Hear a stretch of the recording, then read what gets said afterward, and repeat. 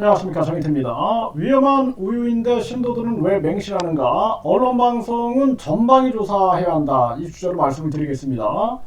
그동안 종교범죄 대책협의회라든지 또는 많은 유튜버들 그리고 많은 국민들 또 언론방송들이 나는 신이다라는 프로를 통해서도 그렇고 우리 사회의 반사회적인 종교에 대해서 많은 거론들을 했습니다. 그리고 뭐 외계에서 가져온 돌덩이다 그래가지고 외계에서 가져온 돌덩이다 120억 광년이 떨어진 그런 외계에서 가져온 돌덩이다 그러면은 그 돌덩이에 대해서 전 세계가 주목하게 될 겁니다. 그럼에도 불구하고 버젓이 뭐 외계에서 가져온 돌덩이인 것처럼 거짓말을 해대가지고 그 돌덩이에게 기도를 하고 거기에 이제 돈을 이렇게 내게끔 소원을 빌게끔 하는 그러한 부분들이 있었어요. 그런데 그 부분에 대해서는 그래도 그나마 그냥 많은 사람들이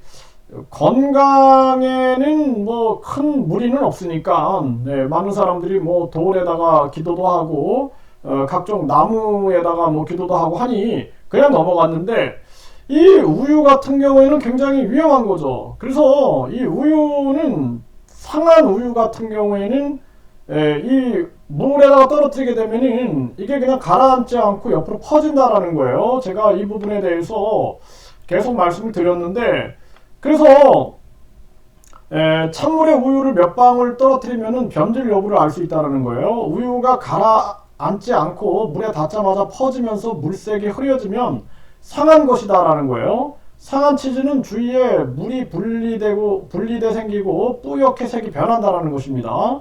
요거트가 상하면 내용물이 분리되면서 층이 생기고 시큼한 냄새가 난다라는 거죠. 네, 이거 헬스조선에서 보도했는데 이런 부분들. 그리고 또 중요한 것은 이 포도상구균에 의한 식중독 같은 경우에는 균이 생산하는 독소가 원인이 되는데 음식을 끓이면 균은 죽지만 독소는 소멸되지 않기 때문에 부패한 음식을 끓여 먹는다고 해도 안심할 수 없다라는 거예요. 그래서 우유, 마요네즈, 치즈 같은 단백질이 풍부한 식품에서 잘 번식하는데 음식이 상했다고 생각하면 과감히 버리는 것이 낫다라는 것입니다. 이게 기본 상식이에요, 상식.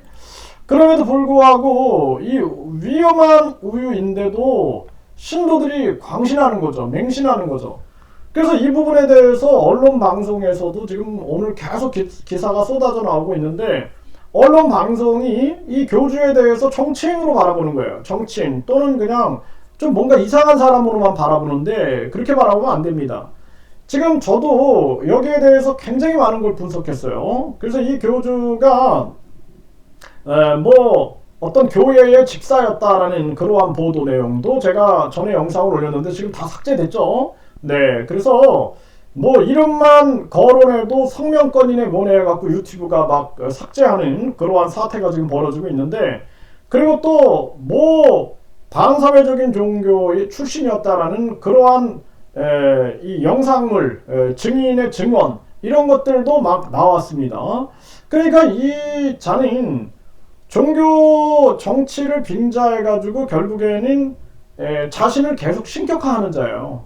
그래서 본인이 우주 만물을 창조했다. 우주 만물을 창조했다. 그리고 본인이 인간을 만들었다. 그리고 삼위일체 하나님이고 재림 예수다. 자기가 예수의 몸을 가지고 왔다. 심지어는 자기의 그 종교 시설에 전생에 공자, 맹자, 소크라테스, 마리아 이런 석가모니 모두가 찾아와서 자기 강연을 듣는다. 이런 식의 발언을 하는 자입니다.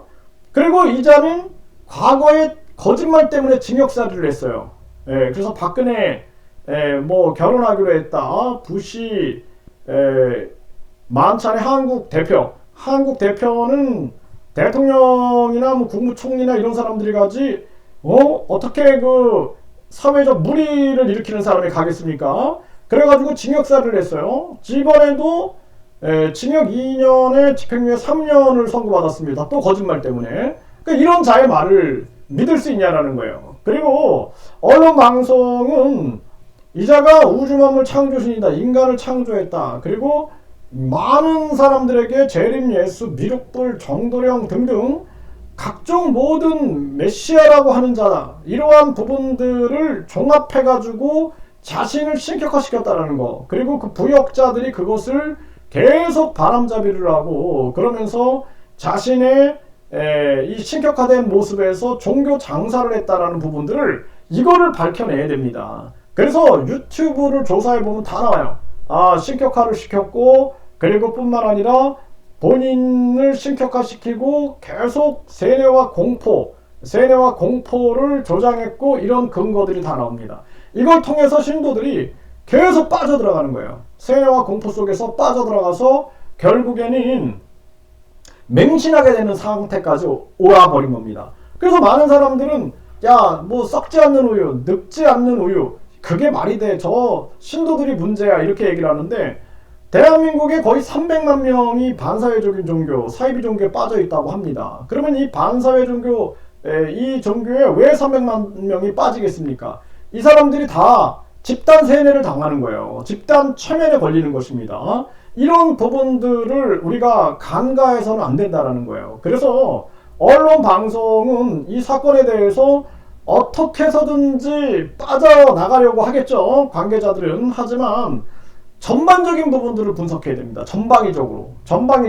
그래서 다방면에서 분석을 해야 돼요. 왜 이런 일이 발생했는가에 대해서 처음부터 끝까지 모든 것을 밝히지 않으면은 그냥 단순하게 또 넘어갈 수가 있다는 것입니다. 그래서 많은 사람들, 지금 이미 여기에 대해서 문제점을 지적하고 있는 많은 사람들이 있어요. 특히나 종교범죄대책협의회에 많은 사람들이 제보를 하고 있고, 또 종교범죄대책협의회뿐만 아니라 피해자 모임들이 있습니다. 피해자 모임이 뭐 1개, 2개, 뭐 3개, 4개 막 이런 식으로 해가지고 소규모로 해가지고 사람들이 모여가지고 뭐 고발장도 내고 있고 그런 움직임들이 있습니다.